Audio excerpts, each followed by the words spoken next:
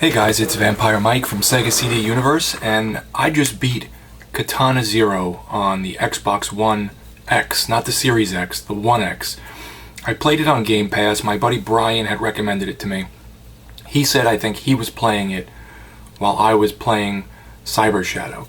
So if you watched my video on Cyber Shadow, I enjoyed it and liked the idea, did beat it eventually, but it was extremely difficult for me, and by the end of the game I was like livid with the game, and I didn't want to touch it ever again. I deleted it as soon as I beat it. I felt like there was a lot of cheap deaths and just crazy stuff in that game that was over the top. That being said, Katana Zero is sort of in the same vein.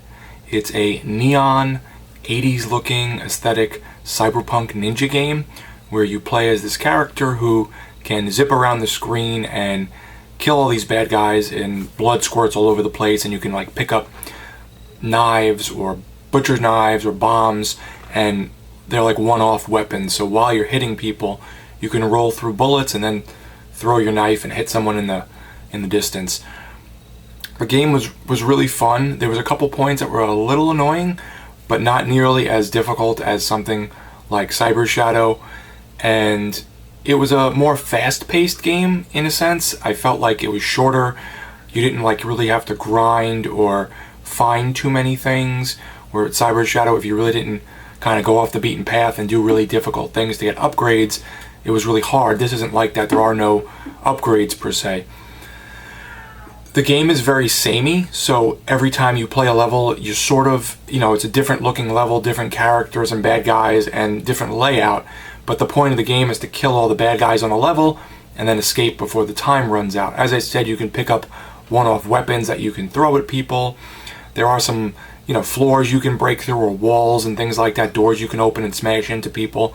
So there are other tools at your disposal, but your main one is that you slash people with your sword and then can do this like time slowdown with the left trigger and roll through bullets once and then go after the guy. And each bad guy has like different characteristics. So one guy might have a shield and you have to like slow time and jump over him and hit him on his head or his back. Another guy has a gun that shoots fast, so you have to keep rolling through the bullets. So you kind of learn the methods of each of the characters, and you will die often, but it just starts you right where you left off, not right before you died, but at the beginning of that level at least, and it's quick. So if you die, you kind of start learning all the patterns, and that's the gist of the game. You learn the patterns of these bad guys, the best way to take out each section of them on the level. They start off obviously small in number and very simplistic, and then it gets much faster, and you can, at one point you play as a different character, I think, for one level, and you can have this other move. But I found the characters pretty interesting. I found the story interesting. There is some multiple choice answers you can give to some of the NPCs, which does change some of the outcome. There are some secret items you can pick up and get like a secret boss and a secret ending. I got 2 of the 3 endings, I think. One of them was like a bad ending that stops the game early and you die.